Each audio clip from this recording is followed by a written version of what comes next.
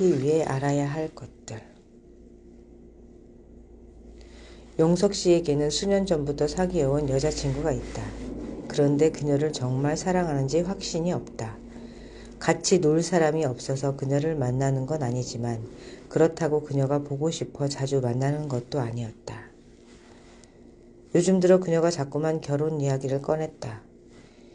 결혼이 인생의 무덤이라고 생각하는 용석 씨는 그런 이야기가 부담스러울 따름이다.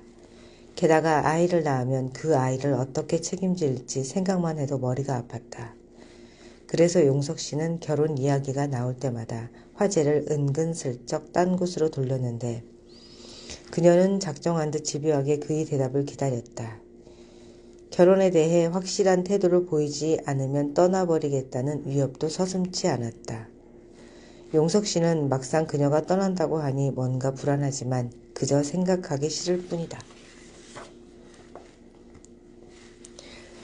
결혼한 사람들이 흔히 싱글에게 결혼하지 말라며 하는 말이 있다. 결혼은 현실이야. 이 말은 용석 씨처럼 현실 도피적인 사람들의 아킬레스건을 건드린다. 하지만 그것은 용석 씨뿐만 아니라 우리 모두의 문제일 수 있다.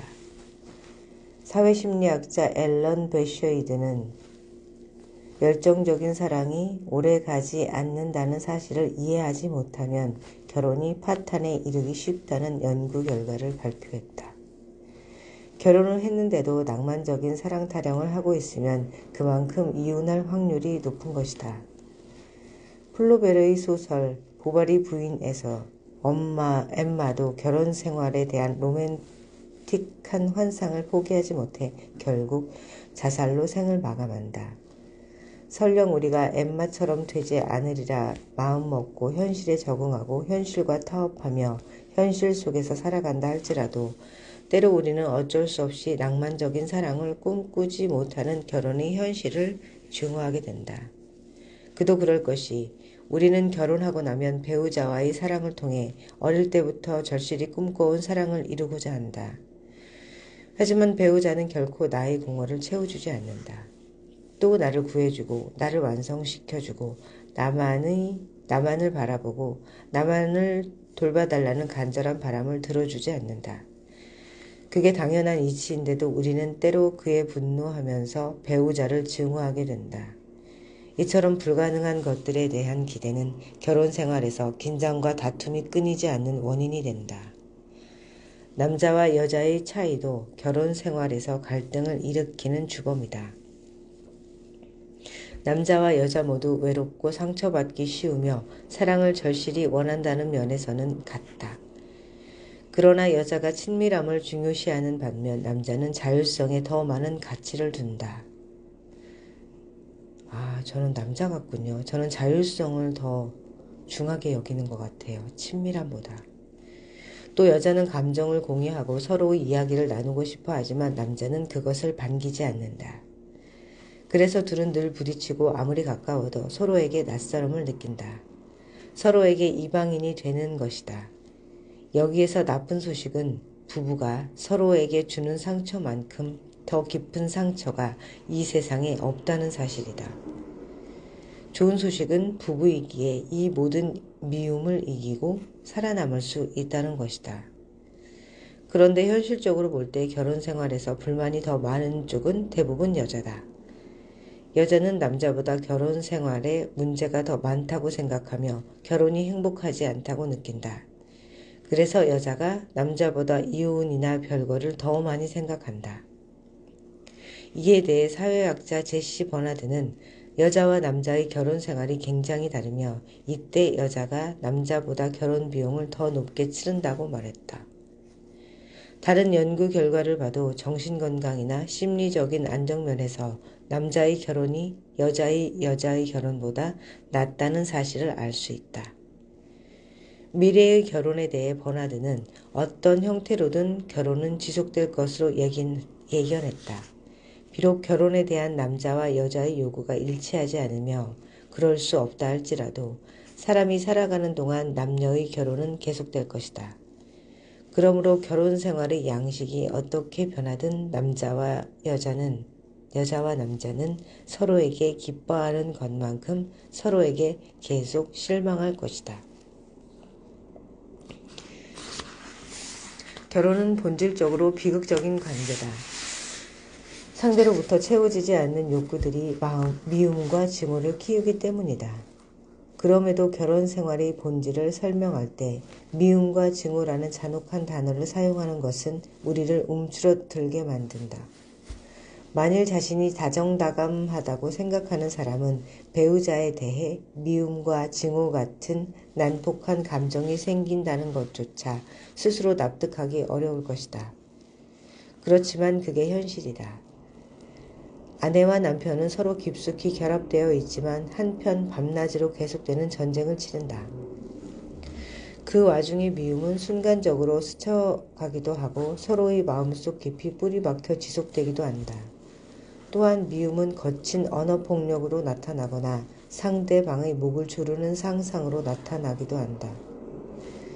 물론 그럴 때마다 그런 끔찍한 상상을 하는 스스로에게 놀라곤 한다. 목 조르는 상상은 한 번도 안 해본 것 같아요. 손을 대고 싶지 않아요. 그런 일에. 언어폭력이라기보다 저는 침묵을 많이 지켰던 것 같아요. 그래서 점점 더 멀어질 수 있는 거죠.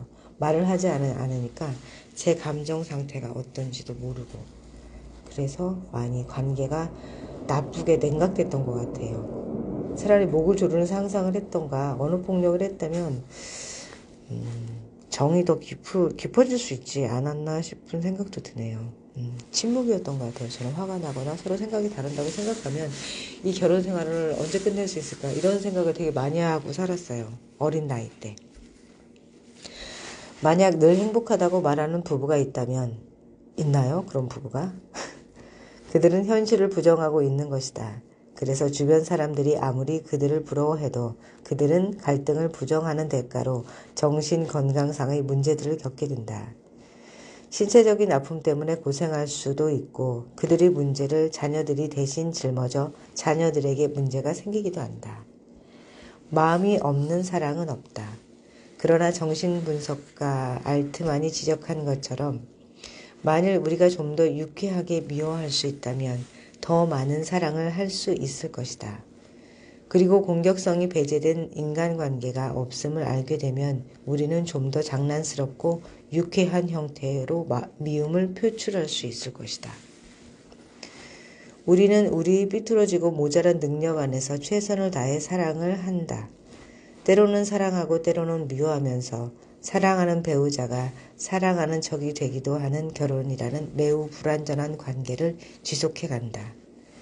미움이 없는 사랑은 없다는 사실을 배우면서 고통 없이 사랑할 수 없다는 사실을 깨달으면서 그런 과정을 통해 사랑하는 사람을 있는 그대로 받아들이게 되면 사랑은 우리를 감사의 땅으로 이끈다.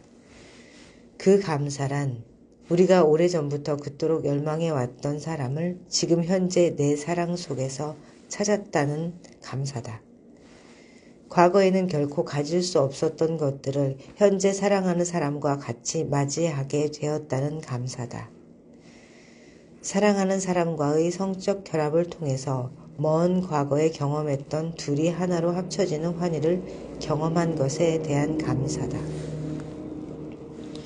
그리고 사랑하는 사람이 나를 알고 나를 이해해 주는 것에 대한 감사다. 사랑의 맹목성에 눈이 멀지 않는다면 우리는 배우자 또한 그런 감사를 느끼는 현실을 마주하게 된다.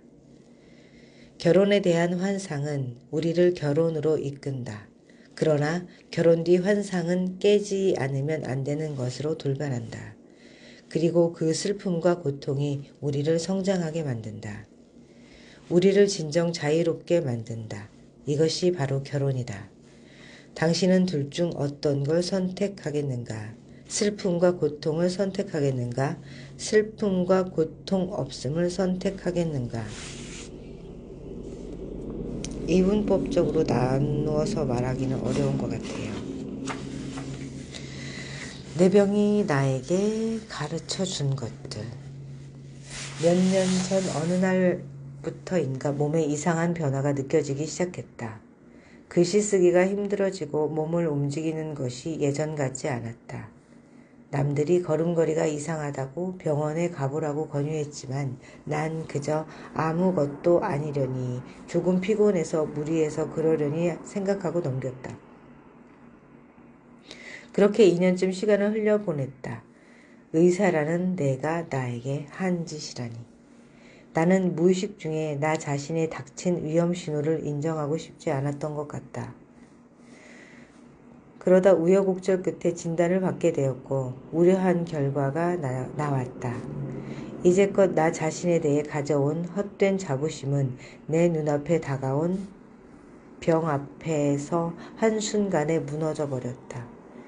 병으로 잃은 것은 단지 신체적 기능뿐만이 아니었다. 나는 언젠가부터 기회가 되면 외국에 나가 정신분석에 관한 공부를 더 하고 싶다는 꿈을 갖고 있었다. 그런데 그 꿈을 막 펼쳐볼 수 있겠구나 싶어진 때 갑자기 병이란 놈이 내 앞을 가로막은 셈이다. 미래에 대한 희망을 한순간에 어이없게 잃어버린 나는 믿을 수 없는 현실에 무력감을 느꼈다. 믿을 수 없는 현실이라 함은 우선 일을 오래 하면 힘들어서 중간중간 쉬어야만 한다. 무리를 하면 금방 몸에서 적신호를 보내온다. 몸이 마음대로 움직여주지 않는 게 화가 나고 이 사실을 잊어버리고 마음만 앞서다가 자꾸만 넘어지는 내가 창피하고 짜증이 난다. 쉽게 지치고 피곤한 몸 때문에 자꾸 다른 사람이 이해하고 보살펴 주길 바라는 내가 어린애 같아 창피하고 아무것도 아닌 일에 괜히 아이들에게 짜증내는 나 자신이 너무 부끄럽다. 아이들에게 건강하고 활기찬 엄마가 되어주지 못해 미안하고 나중에는 가족들에게 짐만 될 것 같은 내 존재가 너무 부담스럽다. 그러다 누구를 향해야 할지 모르는 분노가 나를 삼켜버린다. 그러다 이 모든 사실이 나를 슬프게 한다. 그래도 처음 진단받았을 때는 더 크고 무서운 병이 아니어서 다행이라고 생각해 감사했는데 언제 그랬냐는 듯 절망하고 분노하는 내가 얼마나 간사한 인간인지 저울로 잴 수 없을 정도로 아주 극미량의 생화학적 변화에 의해서도 이렇게 몸과 마음이 흔들릴 수밖에 없는 인간은 얼마나 미미하고 무력한 존재인가. 이런 생각들이 나를 더욱 슬프게 했다. 나는 그렇게 내 젊음의 일부를, 능력의 일부를, 건강의 일부를 그리고 내가 잃어버리고 있는 이 모든 것이 너무 서러워 혼자 신음하고 있었다.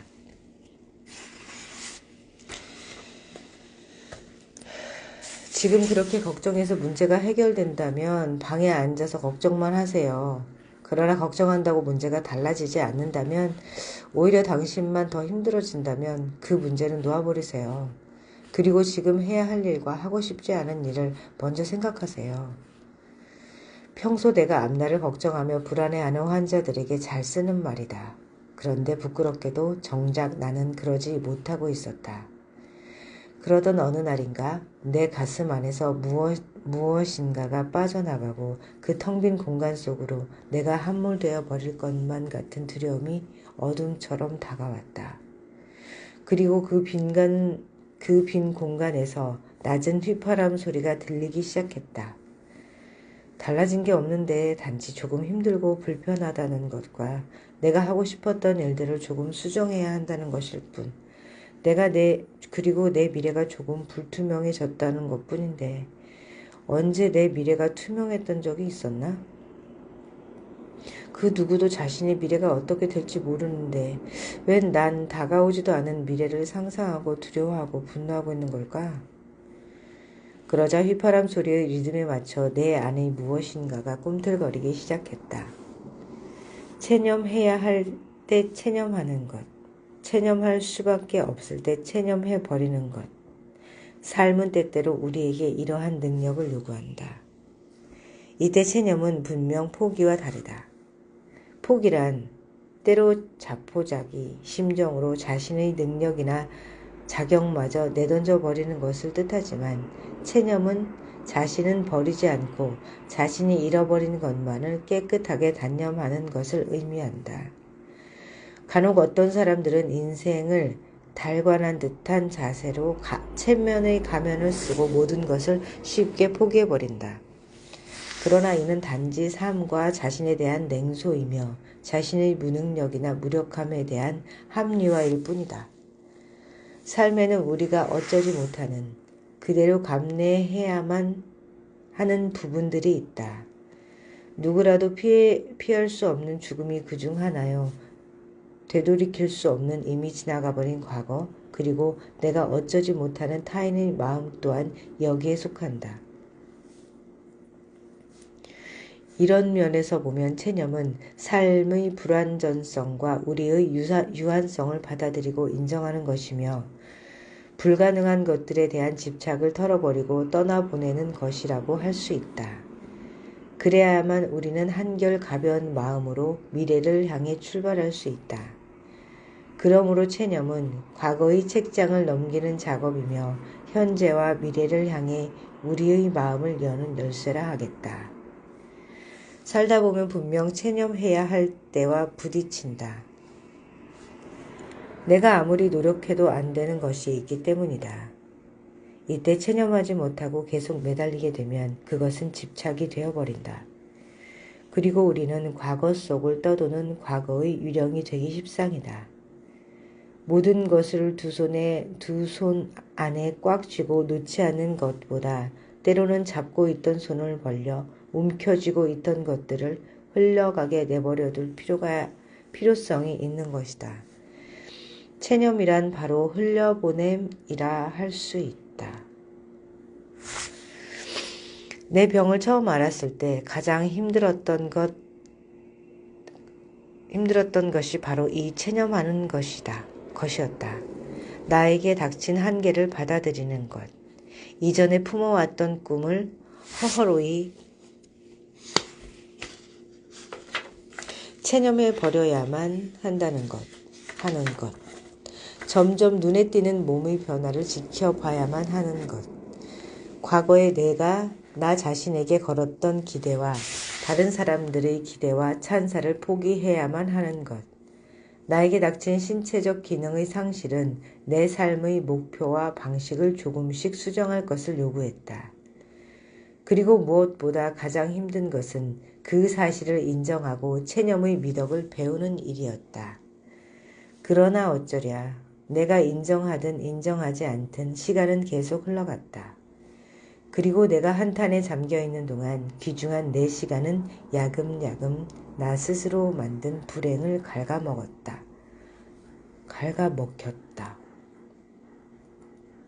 나중에는 내 건강한 신체적 기능마저 그 상실감 속에 병들어갔다. 그런데 어느 날 문득 내가 정작 잃어버리고 있는 것은 현재의 소중한 내 시간이요. 세상과 나 자신에 대한 믿음과 희망이라는 생각이 들었다. 단지 조금 불편하고 힘들며 불확실해졌다는 이유만으로 그 소중한 것을 잃고 있는 것이었다.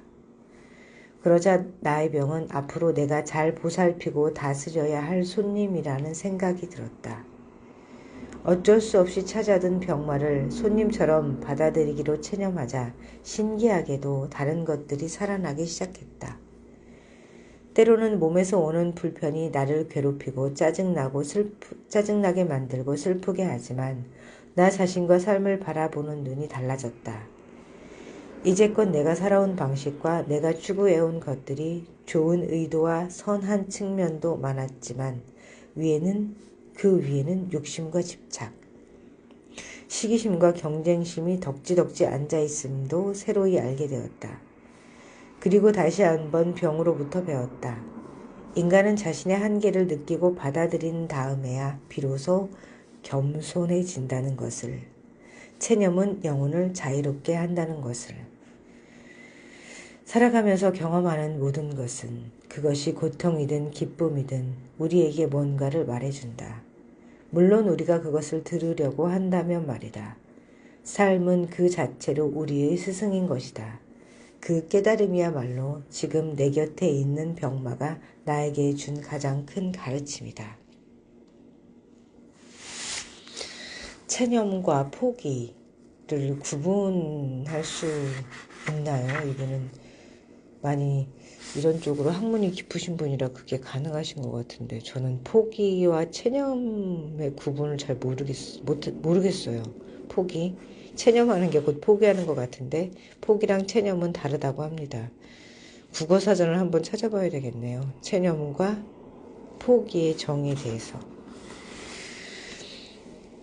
자, 2장. 혹시 당신도 어른으로 사는 게 두려운가? 저는 버거운가 보네요. 두려운가를 버거운가로 그렇게 보이니까 말이죠. 몸은 어른, 마음은 아이인 사람들. 피터팬의 작가 제임스 베리는 형의 죽음을 계기로 영원한 아이 피터팬을 창조했다. 또 그런 아픔이 있는 작품이었군요. 피터팬이. 베리가 6살 때 어머니가 가장 아끼던 둘째 형. 왜 또 가장 아끼던 둘째 형? 차별을 느끼는 것 같아요. 자녀들은. 똑같이 엄마 입장에서는 한다고 했는데 똑같을 수 없겠죠. 저도 성장해가는 과정에서 아이를 하나둘 낳기 시작했으니까 아무래도 완성도가 제일 떨어지는 게 첫 번째 낳았던 아이였던 것 같아요. 베리가 6살 때 어머니가 가장 아끼던 둘째 형 데이비드가 스케이트 사고로 죽었다. 슬픔에 빠진 어머니는 나머지 자식들에게는 신경도 쓰지 않았다. 형의 죽음은 베리에게 형뿐만 아니라 어머니의 사랑마저 빼앗아간 것이다.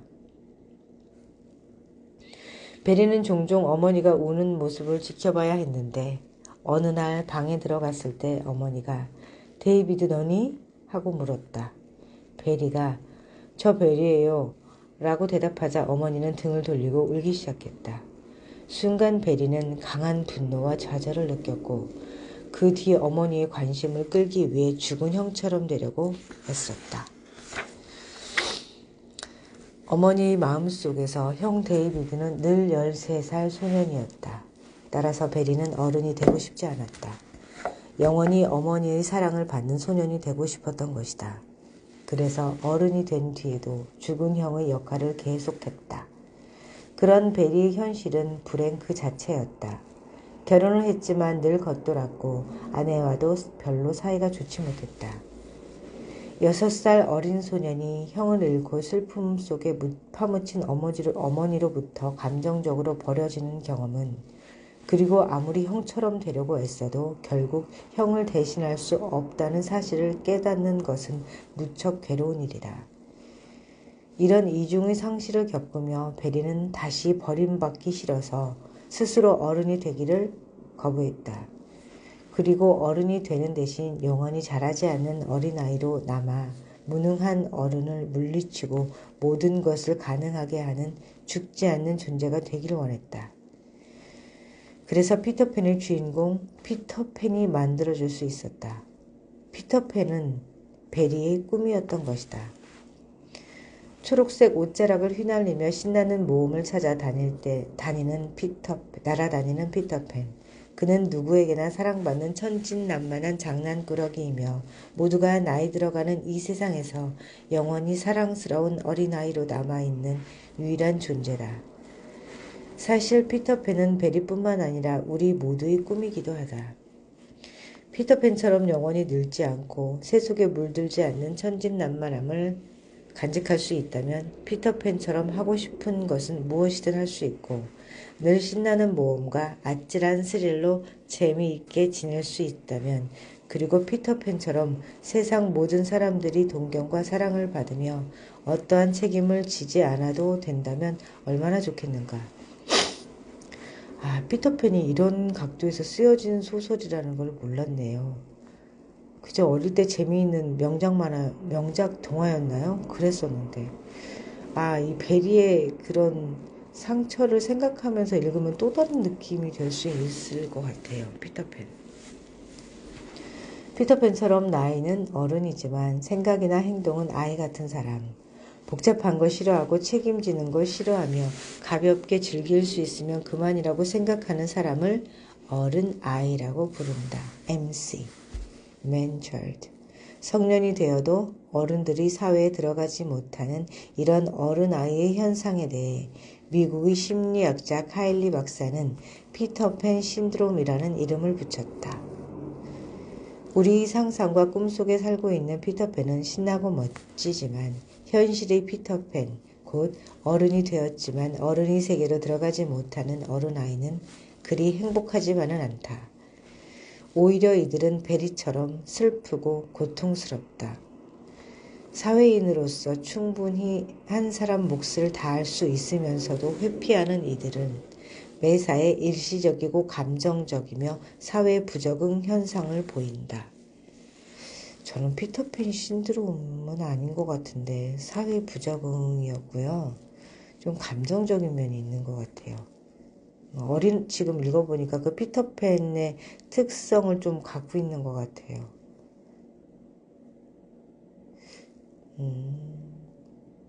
영원히 늙지 않고 싶다는 생각이 있는 건 아니지만 세상에 물들고 싶지 않다는 생각이 좀 많거든요. 현대판 피터팬은 대부분 중산층 이상의 가정에서 자라고 그렇지는 않았습니다. 고등교육을 받은 사람들에게서 많이 보인다. 그런데 이 피터팬을 자세히 들여다보면 우리는 그들의 가벼움과 쾌활함 뒤에 숨죽이고 있는 또 다른 모습을 만나게 된다. 사랑을 절실히 원하는 것처럼 보이지만 실은 동정과 보살핌을 받고 싶어하는 아이의 얼굴. 사람들과 친밀한 관계를 원하는 것 같지만 실은 아무에게도 감동받고 싶어 하지 않는 화가 난 아이의 얼굴. 그리고 항상 호언장담하는 얼굴 뒤로 두려움에 떨고 있는 아이의 얼굴이 보이는 것이다. 이 같은 현실의 피터팬들은 주위 사람들까지 고통스럽게 한다. 왜냐하면 피터팬이 멋지고 신나게 살 수 있으려면 그 뒤에서 다른 사람들이 그런 조건을 만들어 주어야 하기 때문이다. 누군가 서포트를 해줘야 그렇게 살 수 있겠죠. 무책임하게 어린아이처럼 감정적이고 사회에 적응하지 못하는 상태로 살려면 누군가는 그 뒤에서 뒷바라지를 해줘야 되는 것 같습니다. 21세기가 낳은 슬픔, 피터팬 신드롬. 21세기에 들어 전 세계적으로 현대판 피터팬이 급격하게 늘고 있다. 우리나라만 해도 IMF 시절 이후 캥거루족이란 말이 유행하기 시작했다. 힘든 취업 빙하기를 비켜나가기 위해 엄마 배의 아기 주머니에 있는 캥거루처럼 계속 부모에게 신세를 지고 있는 사람들을 말한다. 요즘에는 이들이 부모라는 단단한 껍질 속으로 숨어버린다 하여 자라족이라고도 한다. 연수를 가거나 학위를 따면서 자꾸 졸업을 미루는 학위 사냥꾼들이 여기에 속하는데 이 캥거루족이나 자라족은 계속 늘고 있다. 캐나다에서는 이런 사람들을 던져도 다시 제자리로 돌아오는 부메랑에 비유해 부메랑족, 부메랑 키즈. 영국에서는 키퍼스라 부른다. 어릴 때 아이들한테 읽어줬던 종화에 키퍼스 이게 있었던 것 같아요. 그 독립하지 못하는 그런 아이한테 키퍼라고 하나 거죠. 어린이 이름을 앞에 대면서 키퍼 누구누구 이랬던 것 같아요. 그게 캥거루족이군요. 가까운 일본에서는 대학까지 졸업한 젊은이들이 아르바이트로 용돈이나 벌면서 납세나 생계의 의무를 부모에게 맡기고 독립하지 않은 현상이 팽배해지고 있다. 납세 의무 무섭죠. 이들을 프리터라고 부르는데 요즘은 한 단계 더 진화하여 니트족으로 발전했다. 니트란 Not in Employment Education 트레이닝을 줄인 말로 아예 직업을 구할 생각도 없고 학교에도 안 다니며 직업 교육도 받지 않는 젊은이들을 말한다.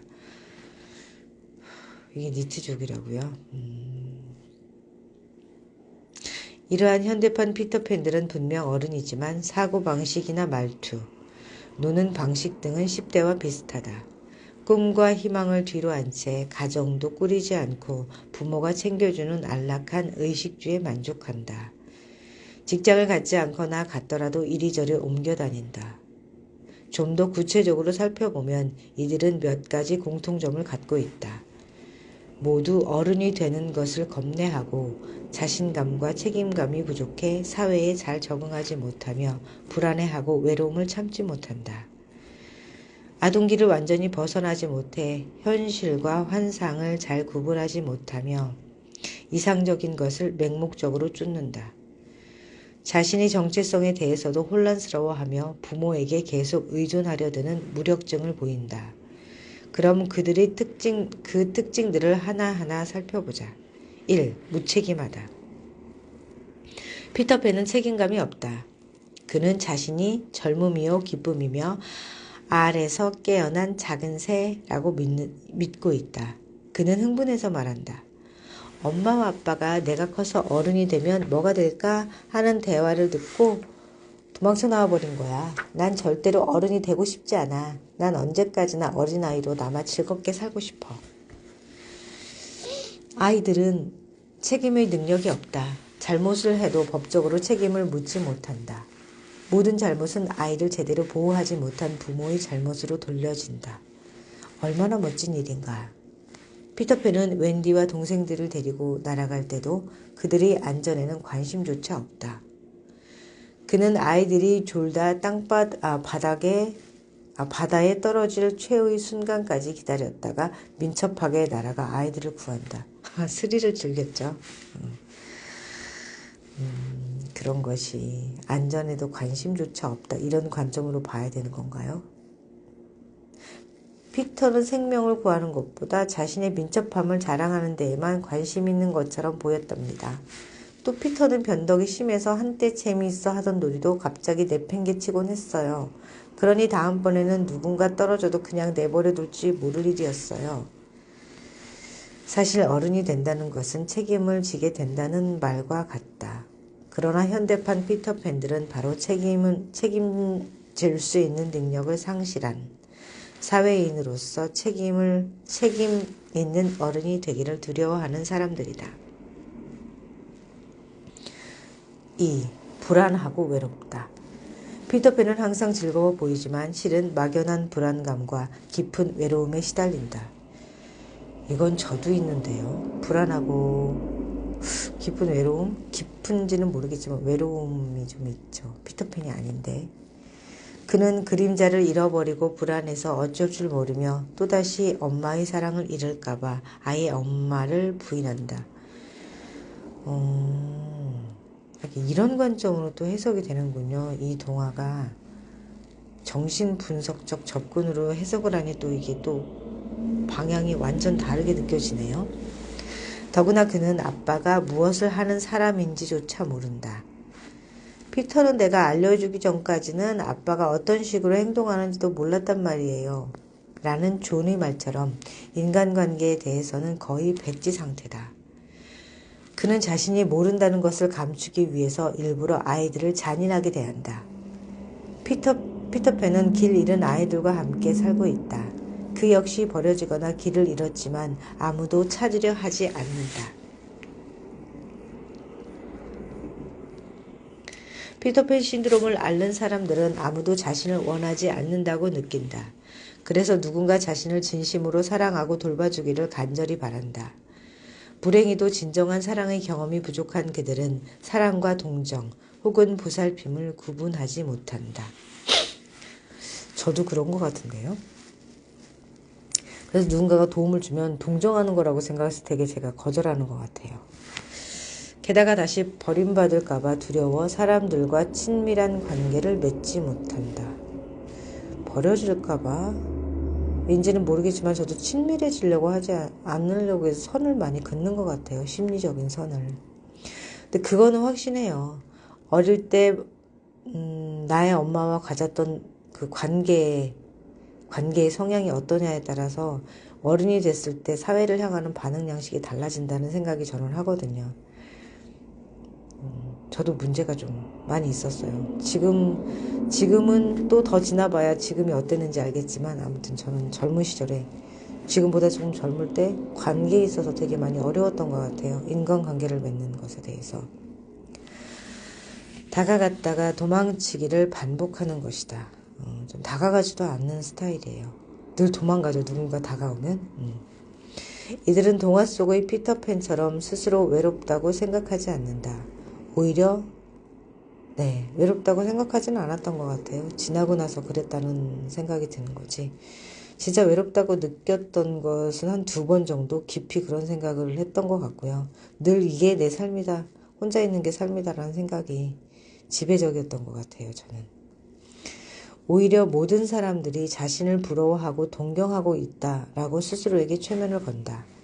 하지만 시시때때로 외로움과 공허감이 찾아온다.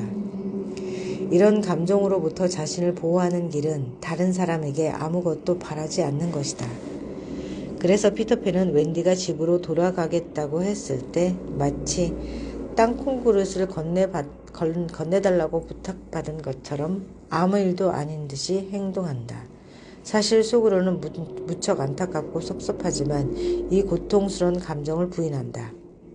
그리고 이 모든 것을 어른들이 탓으로 돌리고 어른들이 하나씩 죽는 공상을 하며 스스로를 달랜다.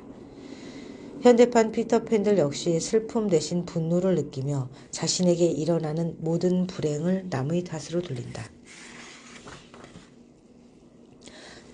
3. 성 정체성의 혼란을 겪는다. 피터팬은 성 정체성의 문제를 안고 있다. 그는 모든 여성들이 자신이 엄마가 되기를 원한다고만 생각할 뿐 자신을 남성으로서 사랑하는 웬디나 사랑했나요? 팅커벨의 감정을 이해하지 못한다. 현대판 피터팬 역시 성적으로 미숙하다.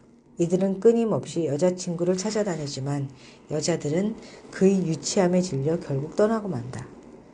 이들은 거절당할 것을 두려워한 나머지 인정 없고 차가운 남성인 척한다. 여성과의 성적인 관계를 두려워하지만 일단 경험한 뒤에는 남성으로서 자신의 능력을 과시하기 위해 성적으로 문란해지기도 한다. 극단적인 성향으로 바뀌네요. 나르시시즘에 빠져있다. 그리스 신화에 나오는 잘생긴 소년 나르시수스는 많은 요정들에게 사랑을 받는다. 하지만 목동이었던 그는 일만 할 뿐 거들떠보지 않는다.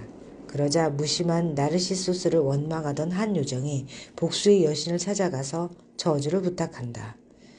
얼마 뒤 양떼를 몰고 호숫가에 들렀던 나르시수스는 물가에 비친 아름다운 얼굴을 보고 처음으로 사랑을 느끼게 된다. 그 모습이 자신이라고는 꿈에도 생각 못한 나르시수스는 자리를 떠나지 않은 채 날마다 그 모습만 바라보다가 결국 쓰러져 죽고 만다. 현대판 피터팬들도 이처럼 자기 모습과 사랑에 빠진 나르시수스와 닮아있다. 피터팬은 웬디가 그림자를 붙여주지만 웬디 덕분이라는 사실을 까맣게 잊은 채 스스로 그림자를 붙였다고 생각하고 기뻐서 펄쩍펄쩍 뛰어다닌다. 난 정말 똑똑해. 오, 정말 똑똑한 피터. 라고 외치면서 후쿠 선장과 싸우는 위험한 상황에서도 자신의 멋진 모습에 반해 가슴이 터질 것 같이 기뻐한다. 또 후쿠에게 끌려간 웬디와 아이들을 구하러 가면서도 피터는 아이들을 걱정하기보다는 이번에야말로 후쿠를 이기겠다는 기대로 잔뜩 들떠있다.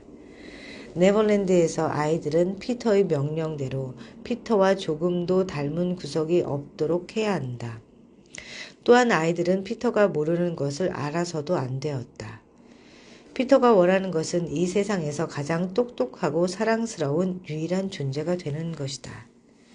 그러나 그렇게 되기 위해서는 그는 냉정한 독재자가 된다. 심오한 동화였네요. 피터팬이. 5번째, 환상과 현실을 잘 구분하지 못한다. 피터팬은 어려서 발달이 멈춰 버렸기 때문에 자신이 생각하는 것은 뭐든 현실로 일어난다고 생각한다. 그래서 현실과 환상을 구별하는 힘이 약하다. 피터는 가짜로 하는 일도 진짜로 하는 것처럼 믿었기 때문에 먹는 척만 해도 피터의 배는 동그랗게 부풀러 올랐습니다. 현대의 피터팬들도 불안하고 잔인한 공상을 할 때 마치 그것이 현실에서 일어나고 있는 것과 같은 공포를 느낀다. 엄마에게 꾸중을 들어 화가 잔뜩 난 아이가 차라리 엄마가 죽어버렸으면 하고 상상하고는 정말로 현실에서 엄마가 죽으면 어쩌나 두려워하는 것과 마찬가지다. 이들은 자신 안에 있는 이 같은 분노나 화가 사랑하는 사람을 파괴할까봐 두려워한다. 그래서 다른 사람들에게 가까이 다가서지 못해 친밀해지지 못하기도 한다. 더구나 환상과 현실을 구별하지 못하는 것은 불행히도 현실의 다양하고 오묘한 감각들을 느낄 수 있는 힘을 잃어버렸다는 것을 뜻한다. 이들은 자기 자신에게 너무 많은 에너지를 집중하고 있어서 밖으로 향할 에너지가 부족한 것이다. 맹목적인 이상화를 추구한다. 6번째. 여자애들은 훨씬 똑똑해서 유모차에서 떨어지는 법이 없지. 웬디, 난 사실 여자아이 하나가 남자아이 20명보다 더 쓸모있다고 생각해. 피터가 웬디의 비유를 맞추기 위해 하는 말이다. 웬디는 피터가 상상하는 최고로 이상적인 엄마의 모습이다. 피터는 웬디를 잘 따르는데 이는 피터가 상상하고 기대하는 엄마의 모습에 대한 맹목적인 믿음이다. 피터는 자신을 배반한 엄마를 마음속으로 이상화하며 그리워한다. 다음은 피터가 얼마나 그의 엄마를 이상화하고 있는지 보여주는 대목이다. 저분이 웬디 엄마야. 예쁜 숙녀네. 하지만 우리 엄마만큼 예쁘진 않아. 웬디 엄마의 입에는 골무들이 무척 많구나. 하지만 우리 엄마만큼 많지는 않아. 골무? 현대판 피터팬들도 끊임없이 이상적인 부모를 찾아 헤맨다. 그리고 일단 자신이 최고로 생각하는 사람을 만나면 무조건 따르게 된다. 7번째, 자신에 대한 확고한 정체성이 없다. 피터팬 신드롬의 중요한 특성 중 하나가 자아 정체성의 혼란이다. 동화 피터팬에서 이 정체성의 혼란을 잘 보여주는 사람은 바로 후크 선장이다. 후크는 혼자 생각에 잠기는 때가 많고 한숨을 자주 쉰다. 그리고 자신의 이야기를 들어주고 이해해주는 사람이 없어 무척 외로워한다. 그는 피터만큼이나 자신과 부하들을 돌봐줄 엄마를 필요로 한다. 게다가 좋은 가문 출신인 그는 어릴 적 귀족 학교에서 배웠던 좋은 행실이나 습관에 대한 기억이 남아있어 나쁜 일을 할 때면 죄책감을 느낀다. 좋은 행실로 하루를 보냈는가? 라는 어릴 적 기억과 명성과 재물을 다 차지하고 싶은 어른의 욕심이 부딪히면서 그는 괴로워한다. 후크는 정신적 발달이 멈춘 상태라 끝없이 헷갈려하고 갈등하며 방황한다. 자신에 대해서도 확신이 없다. 피터가 자신을 놀리고 그 말을 들은 부하들이 자신을 경멸하자 바로 자존감을 잃어버린다. 자신에 대한 확실한 믿음이 없었던 것이다. 우리 모두에게는 자신에 대한 흔들리지 않는 믿음이 중요하다. 그 믿음은 자신에 대한 회의가 들 때, 자신을 시험하는 수많은 어려움에 부딪힐 때 이를 헤쳐나갈 수 있도록 자신을 든든하게 받쳐준다. 그러나 자기에 대한 확고한 정체성이 없는 사람은 후크처럼 다른 사람의 말이나 평가에 따라 흔들릴 수밖에 없다. 게다가 현대판 피터팬들은 자존심과 자신감을 유지하기 위해 밖으로부터 끊임없는 확인을 필요로 하기 때문에 다른 사람의 말이나 평가에 민감하게 반응한다. 우리 집에도 피터팬이 한 명 있는 것 같습니다.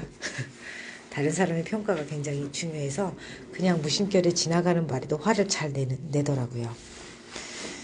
피터팬 신드롬은 1970년대 후반부터 미국에서 어른들의 사회에 끼어들지 못하는 수많은 어른 아이가 생겨나면서 전 세계적인 사회 문제로 발전했다. 이는 치열한 생존 경쟁 속에서 서로 믿지 못하는 사회 분위기, 불확실한 미래에 대한 두려움과 개인의 무력감 등 현대 사회의 특성들이 모여 생긴 것이라 할 수 있다. 이런 피터팬 신드롬은 날이 갈수록 확산되고 있다. 왜냐하면 전 세계적으로 청년 고용시장이 무너지면서 일자리가 줄고 그로 인해 대학을 졸업해 갈 곳을 잃은 젊은이들이 더욱 늘고 있기 때문이다. 저희도 마찬가지인 것 같아요.